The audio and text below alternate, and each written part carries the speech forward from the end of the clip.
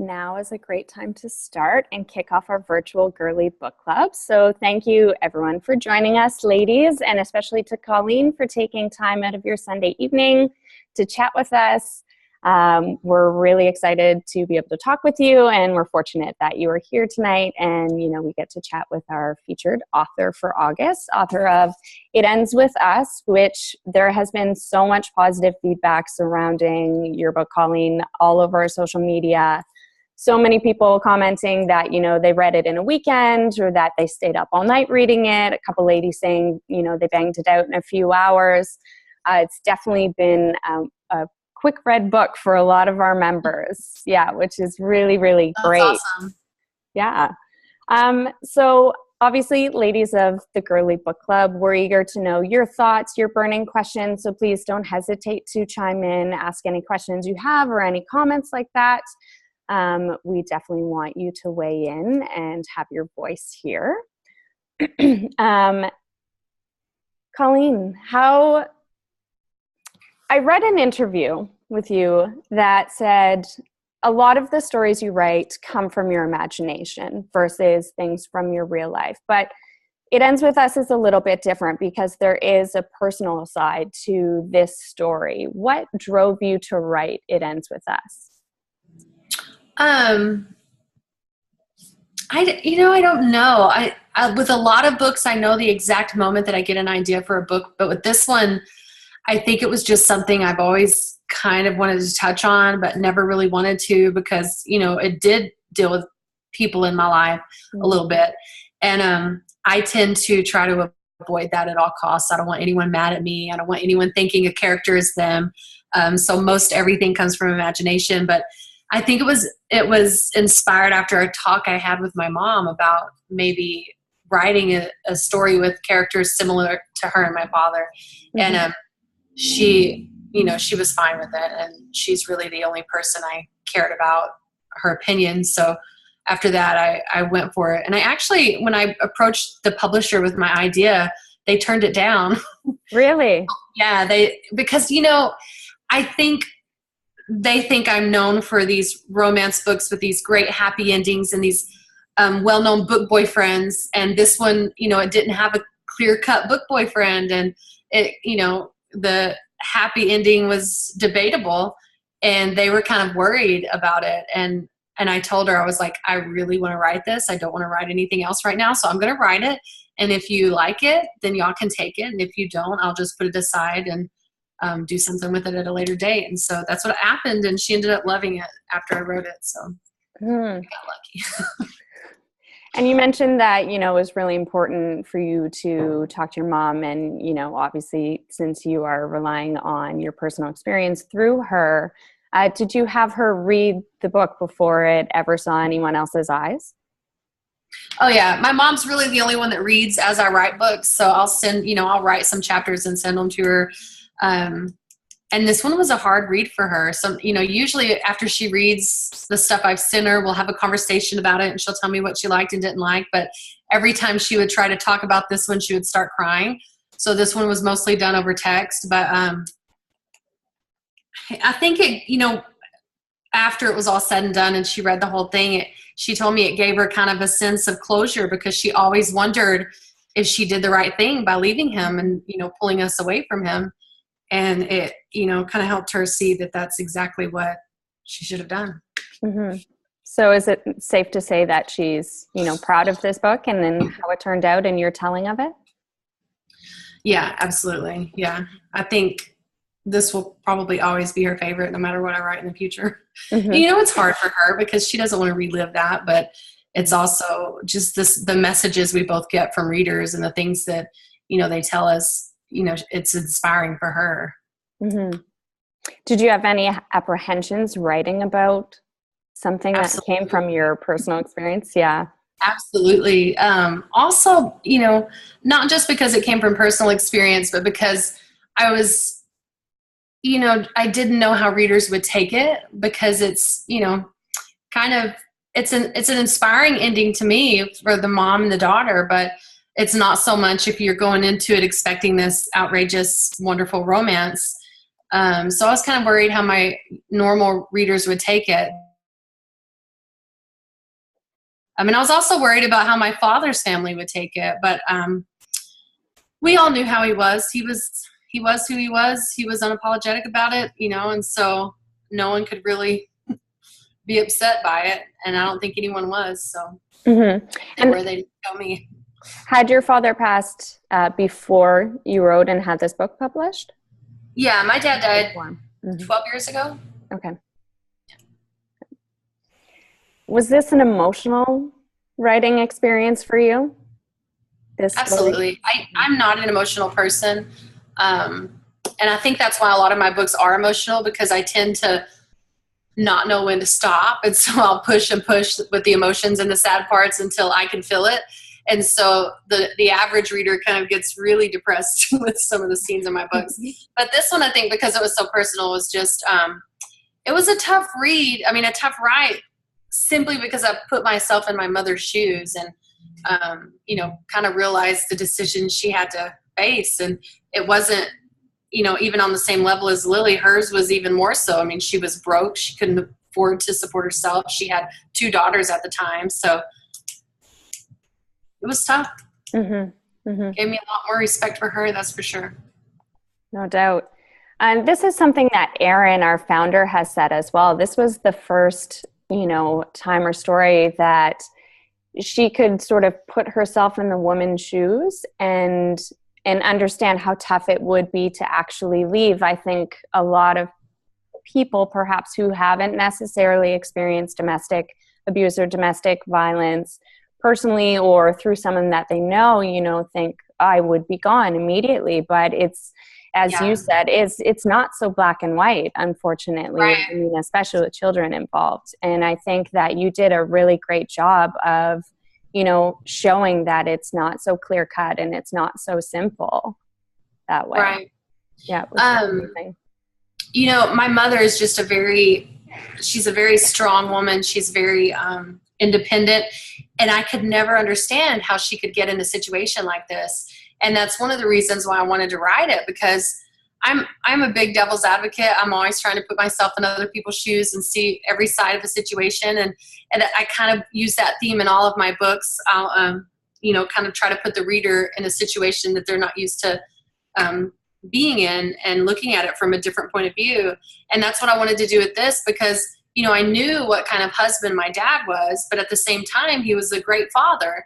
And so that was hard for me to understand. And it was hard for me to understand how she could, this strong, wonderful, independent woman could be with someone who would do things like that to her. And so I knew, putting myself in that situation and writing this story, it would also open up my eyes to, kind of how you get stuck in a situation like that. Mm-hmm. What was writing this book? Was this in any way like almost a healing process for you? You mentioned it gave your mom a sense of closure. Do you think it helped you to sort of process your own experience with it? I don't know. I think it was more so a good closure for her. Mm-hmm. I don't remember any of that. She left when I was 2 years old. I have one memory of a fight that they had, and that's it. So I feel like I grew up with a great life. I grew up with a dad that I just saw a good side to. And so I don't feel like I had a lot of issues with that relationship. But I think it definitely gave her closure on, the decisions she made throughout her life based on the relationship. Mm-hmm. How is this book received by the public and by your readers and your fans? I'm blown away, honestly. Like, I thought there would be mixed reviews. You get your negative reviews with every book, but it's still got almost a 5-star average on Amazon. It's my best-selling book through my publisher, because I feel like in paperback, because when people read it, they know someone who could benefit from it. And so they buy them a copy or give them their copy. And you can see that as a result of the sales and the feedback from everyone and the emails. And, it's crazy, because I always say that I write to entertain. I don't write to educate or inform or save lives, but this book has saved lives. And, I've seen it firsthand, and I didn't go into it with that intention. So, just what came out of it is beyond anything I ever imagined. I've seen a couple messages from some of our members saying that they have personally experienced domestic abuse and domestic violence, and that your book has really helped them. And I think that's amazing, like, you know, as an author, to share something so vulnerable and have it resonate with so many women. And it's such a, you know, difficult thing, you know, so for it to touch many people and, you know, like give them inspiration or some sort of hope or help them through what they're going through. Like, how does that feel for you, knowing that you're helping these women? Oh, you know, it's been an incredible experience. It's also been kind of, how do I say this? Like, I tried to write another book after it. It was the hardest writing experience I've had, because that one's not personal and it's just fiction. And I know it's not going to have the same impact. So it's like, should I even be writing it? So it's kind of made me look at my career a different way. But, you know, I realized that this book is special. It's different than my other romances, and it always will be. So I kind of hold it on a, you know, put it on a pedestal compared to my other books. And it kind of helps me with the writing process, not have to feel like I have to outdo that one, because I can't, because it was a very personal book. Does it make you want to write other novels with purpose? Like, I know you just mentioned that, you know, it was very difficult writing your next book. Like, does it make you want to write about other situations in your life? Or do you think like that one, you kind of like, you nailed it? Yeah, I mean, honestly, like I've been married to the same guy that I met and started dating when I was 16. We have 3 wonderful kids. I have a very boring life. Like, there's not much else I could write about on a personal level that would make for a great book. So, you know, I think I'm just going to stick to the stuff that I enjoy writing. That one was very difficult to write, very emotional. It took a lot out of me, and I tend to take on the mood of my books as I'm writing them. So I feel really bad for my family when I do get that deeply involved. So I don't know. I don't know if I'll go that level again, but I'm not opposed to it. You know, if I get another idea and it inspires me, I'll definitely go for it.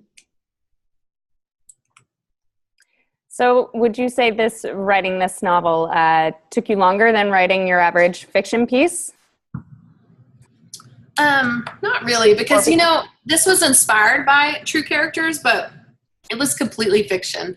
You know, like, they were nothing like my parents. Their situation was nothing like my parents. So it wasn't like I took their story and, you know, rewrote it. It literally, the casserole scene where he hits her for the first time is what happened between my mother and father when he hit her for the first time. So that was basically the only scene that I didn't completely invent. And so I don't think it was harder in that sense or took any longer than my other books.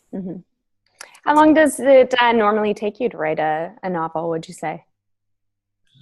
That one took about a year, and I just finished one that took about a year. Before that, I started writing 6 years ago. I was putting out 2 to 3 books a year in the beginning, and I don't know how I did it, but now they're about a year apart. Nice. So you're on to your newest book now. Right. You're about to do some fall touring for Without Merit across parts of the U.S. in early October. What else have you got on the go? I have a book due before my tour in October. So I was really late turning in Without Merit. And so that kind of put me behind on schedule.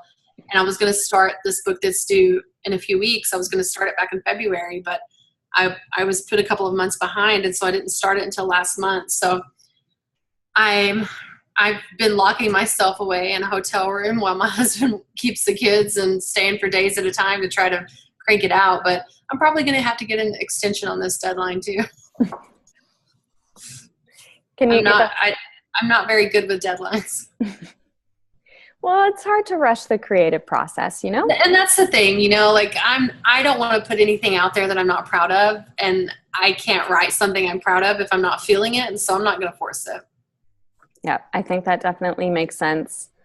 Can you give us a little snippet about Without Merit and what that is about? That one actually is on a completely different level than It Ends With Us. It's about a 17-year-old girl, and it is a YA book, which is young adult.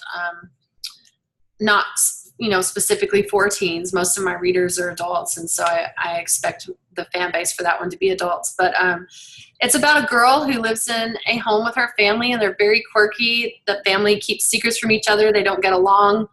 She feels kind of isolated and writes a letter to her family spilling all their secrets, and decides she wants to kill herself. And after delivering the letter to her family, she changes her mind, but they've already got this letter that kind of tears their family apart. And so the book is based on, kind of what happens to this family after all their secrets are out in the open and how they deal with them.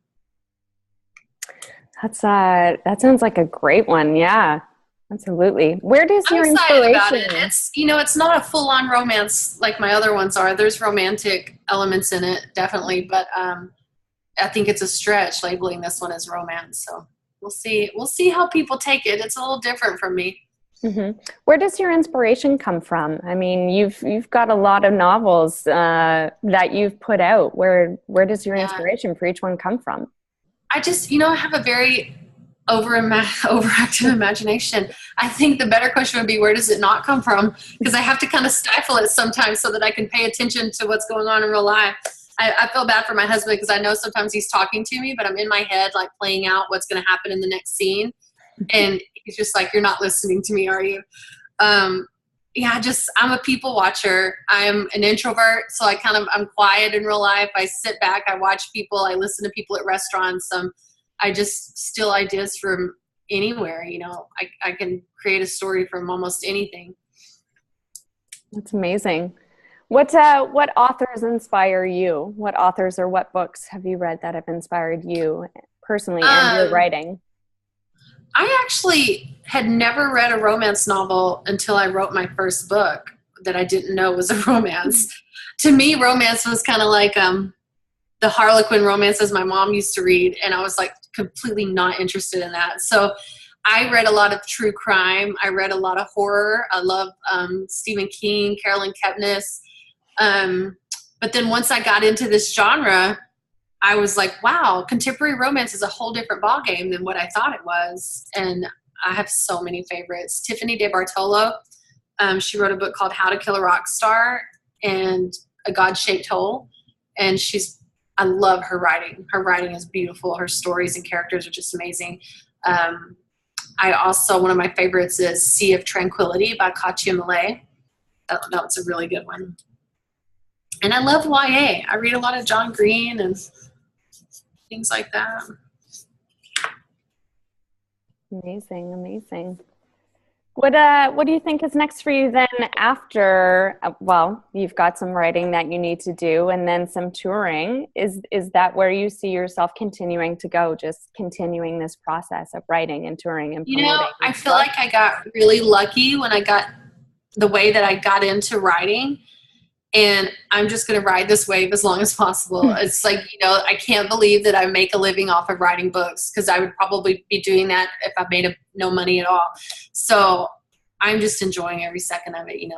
I don't think I'll ever stop writing. It's just all I want to do. So how did you get into writing? Maybe you can tell our members a little bit about your beginnings and your start. Yeah. I actually have always wanted to be a writer, and that's what was my major in college for the first year. But then I got married and had kids and realized I needed to put food on the table, and writing doesn't really pay you very much. So I switched my major to social work and did that for about 7 years. So I was a social worker. We had 3 kids. My husband was a truck driver. We lived in a single wide trailer house, and we were living paycheck to paycheck. And I had written a story that I didn't even know was a book. I didn't try to get it published or anything. The girls that I worked with were enjoying the story I was writing, so I kept writing it and would take it to work every day and let them read the chapters I had written. And when I finished it, my grandmother had gotten a Kindle for Christmas, and so she wanted to read it. And so I had to go online to figure out how to get this Word document to her Kindle, and found out that you could just upload a Word document to Amazon and it would become a book. So I was like, this is unreal. And I had a book online 30 minutes later. And so then I let my grandmother read it, my mom read it. This was 2012. I put it on Facebook, and I was like, hey, everybody, I guess I wrote a book.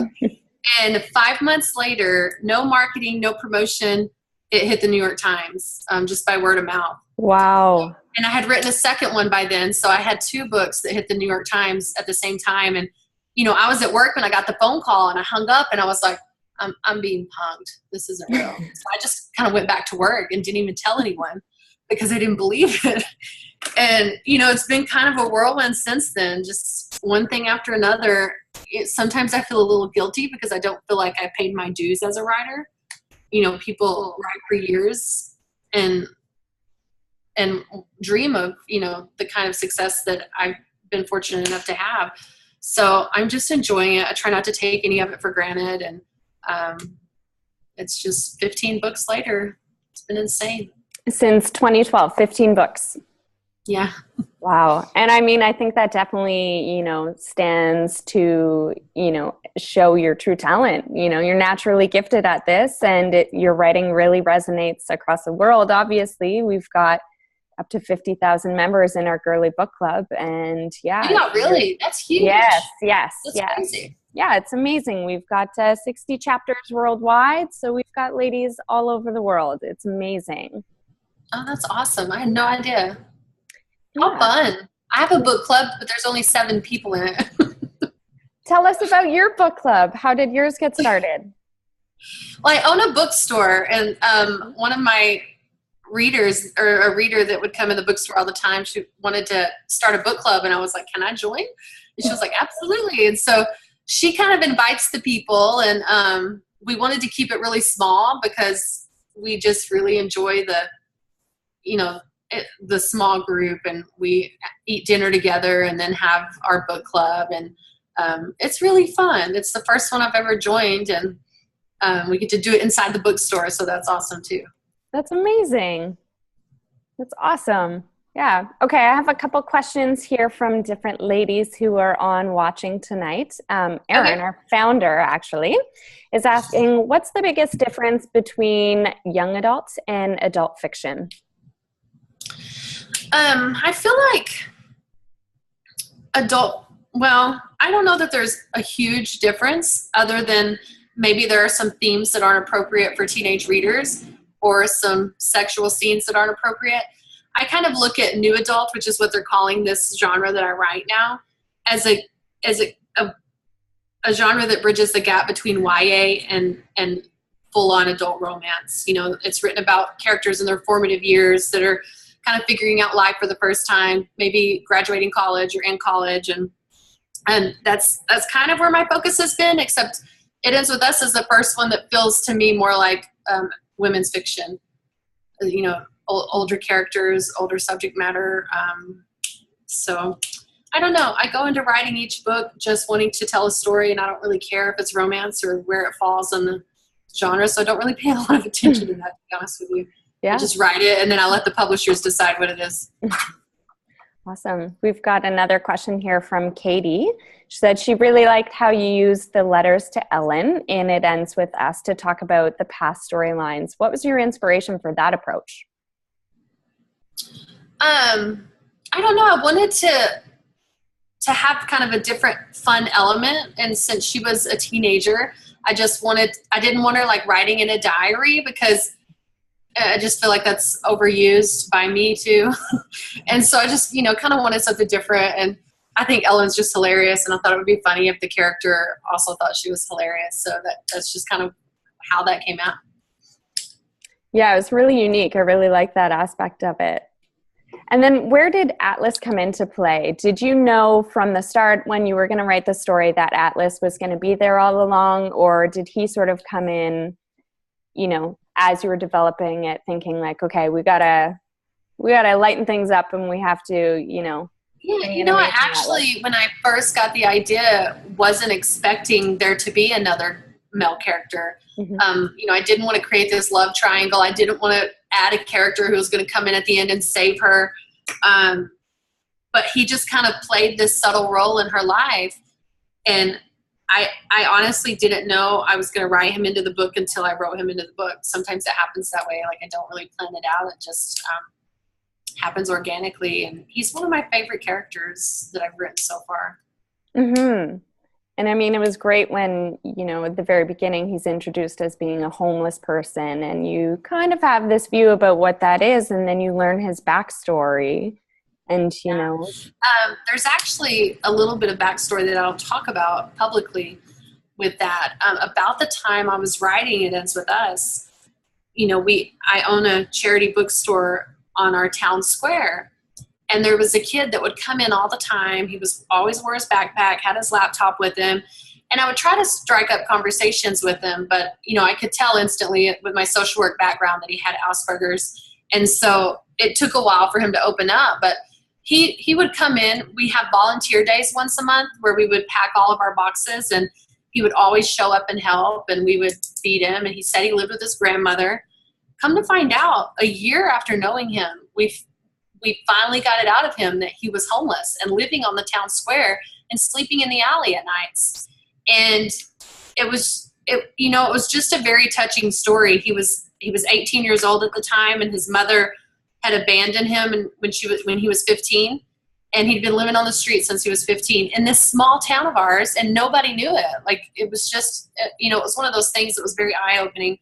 And I did a GoFundMe for him in my reader group on Facebook, and they ended up in one day raising $70,000 for him. It was amazing. And so, he's kind of a big part of our lives now, and we have all his money set up in CDs and, are kind of just trying to help him get back on his feet. He's 20 years old now. He got his GED. He's doing really well. But he was actually the inspiration for Atlas's character.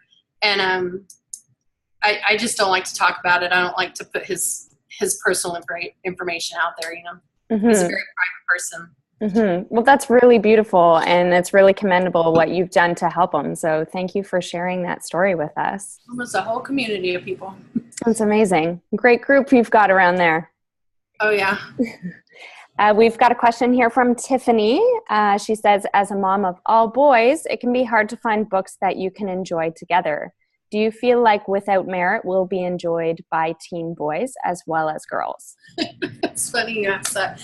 I dedicated this book to one of my teen boys, and he won't even read it. No, he probably will, but they all read my first book, and they liked it, but then, they haven't moved on since then because they're like, oh, you write romance. We don't want to read your books. They like Diary of a Wimpy Kid and stuff, but I really want them to read this book. I think it is appropriate. There's a little bit of cussing, really, some touchy themes. So it just depends on the maturity of your child. But I think so. I think it's quirky enough that teenage boys would like it. And there's not too much sappiness in it that would turn them away. Awesome. Well, hope that helps answer your question there, Tiffany. We've got another one from Erin about your process. Do you plan it all from the beginning when you're starting to write a book and know exactly how it will all end, or do things often change throughout your writing process? It really just depends on the book. Sometimes when I, get a book idea, I kind of know where it's going to go, but a lot of times I'll think I know where it's going to go and it goes in a totally different direction.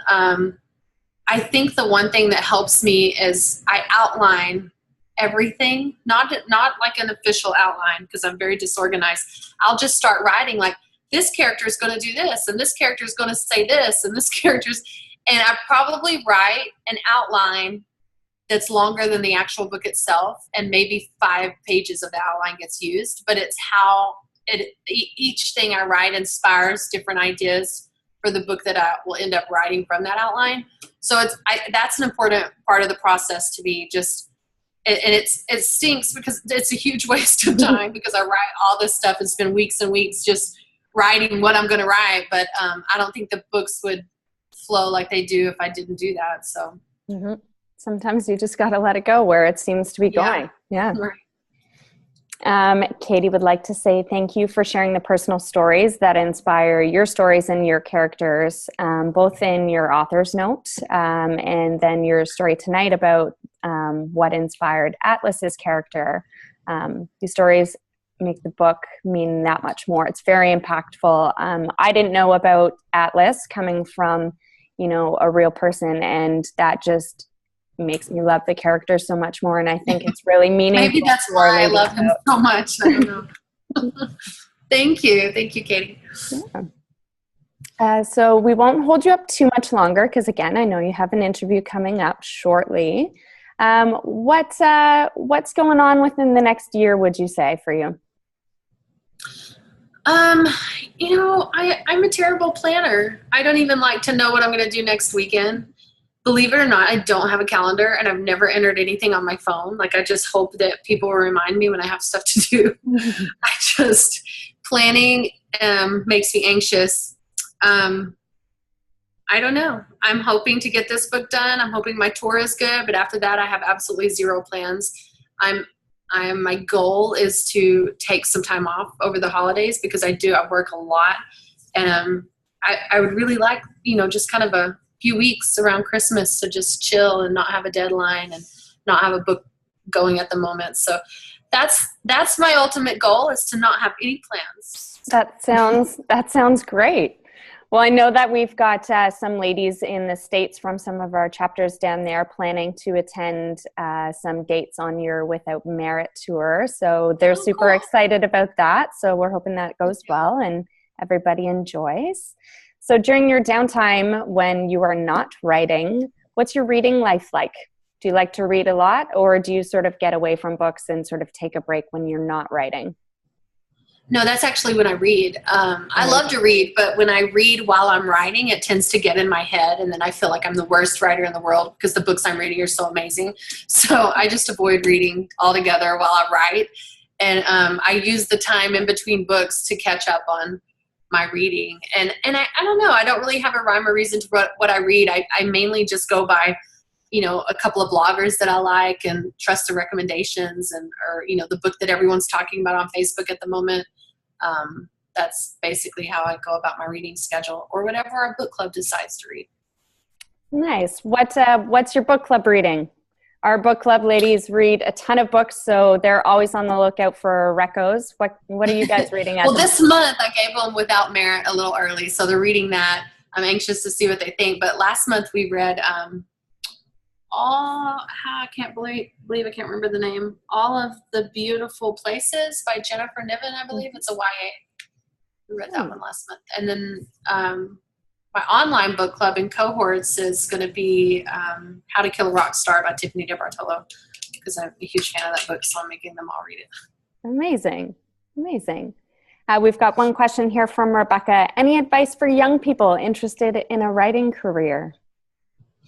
I think the biggest advice I can give is to go into it with normal expectations. I think that especially in the past couple of years, we've kind of seen this influx of self-published writers, and a lot of them go into it thinking, oh, this is going to change my life. I'm going to be able to quit my job, because it did allow a lot of the early ones to do that. So going into it with high expectations kind of takes the fun out of it, and then you feel disappointed if you don't meet these expectations.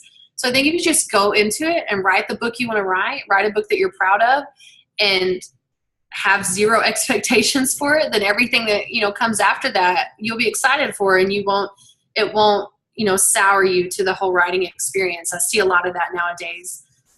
And Google is your best friend. I had no idea what I was doing, no idea at all. I didn't know what an agent was. I didn't know how to do, contact a publisher in the beginning. And so I learned everything from Googling it. It's all out there. And is that how it started for you after your first two bestsellers, or did you have publishers coming to you directly? Yeah, I actually had 3 of the big 6 make an offer on my first 2 books. So that was kind of weird, and I didn't want to accept any of them because I thought they were all trying to ruin my life. And I was very hesitant. But it turned out well. I really liked the publisher I ended up going with, and I've been with them ever since. So amazing. One more from Rebecca as well. Do you write a personal journal? I don't. I probably should. I did when I was little, but sometimes I'll write down my dreams at night, and I keep my phone by my bed, and the little notes app. I'll write down things I dreamed or ideas I have for books, and then I'll go back a day later and have no idea what they mean. They don't make any sense. But I don't know what I would journal. Well, you've got a lot on the go, a lot you're writing, so that's fair enough. I do want to end going back to It Ends With Us one last time. What would you say to any ladies that may be experiencing domestic abuse or domestic violence and, don't know where to start to look for help? What would you say to them? What would you recommend?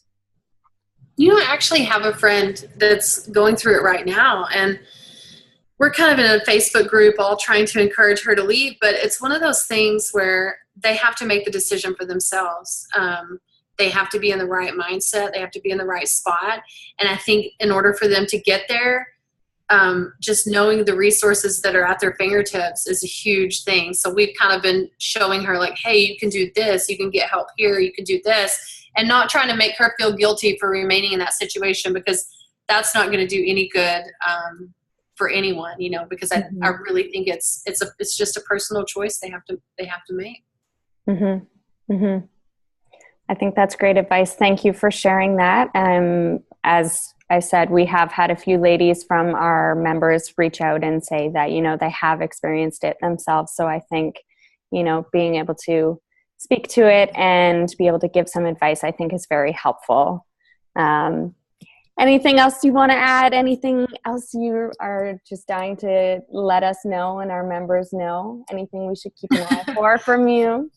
I haven't announced this publicly, but I did sell the film rights to this book. So I'm hoping that goes somewhere. That would be, it's kind of weird. I don't know if I would be excited to watch it because it's, again, just such an emotional journey, but hopefully that will lead somewhere. But other than that, I just appreciate this. It's not very often I get to Skype, and this is the first Zoom I've ever done, so it's really fun to talk about the books. I appreciate it. Yeah, that's amazing. Congrats on selling the rights to that. Film adaptation would be amazing, and of course now the questions are pouring in. Who would you like, which actors would you like to play, the lead roles of Lily, Atlas, and Ryle, if any? It's really hard for me because when I write, I don't picture people or features. I just picture personalities. And it's a big reason why I don't really go into too much physical detail. That's the one thing my editor comes back and she's like, I need to know her hair color. I need to know this. I need to know that, because I never write that. So it's hard for me to say. I know with Lily, I'm a huge fan of the actress Jane Levy. She was on this show my husband and I used to watch called Suburgatory. And I just think she would fit that role perfectly. And I think she's a great actress. But I don't know about the guys. I haven't thought about it. I don't know. One of my books was adapted into a show on Go 90, and the lead character in that his name is Ryan Cooper. And I just wish he could do every role for every book. He was awesome, and he's great. He's a sweetheart, and he's really cute, great actor. So, but I guess we can't do that. Make him play every male lead in my books. Do you have any say in this at all, or once you've sold the rights, it's you sort of? Authors usually don't have a say. I've sold some rights in the past, and they're still kind of on the table. The only one that has ever turned into anything was Confess. And the producer who bought that, her name is Lauren Levine. She did Bridge to Terabithia. She and we just clicked, and she's amazing. And she would get my feedback on every single aspect of the process, even though, they're in LA and I'm in Texas. She would send me all of the audition videos. And I flew out there to watch the first edits of the filming because they wanted my input. And that usually doesn't happen. She's just happens to really value my opinion. And I'm very lucky that she did that. And so she's actually the one who purchased the rights to this book. Because, I was very picky about this one, and I'm like, I don't want it to go into the hands of someone that, that I'm going to disagree with everything they do. And since we had such a great experience with Confess, I feel like it's in the right hands with her, and I'm really excited about it. That's amazing. Well, we will definitely stay tuned, and we are hoping that that will be on the big screen soon enough for us all to see. I hope so. Yeah. Colleen, thank you so much for taking the time to chat with us tonight, to dive into It Ends With Us a little bit more with our members. for telling us about, what's coming up for you Without Merit, the tour with that, and good luck with writing the rest of your next book. I know we're all eagerly awaiting it. We really appreciate you taking the time to chat with us tonight. Thank you so, so much. Thank you, Valerie. This was really fun. Bye, y'all. Thank you so much, Colleen. Have a great night, ladies. Thank you.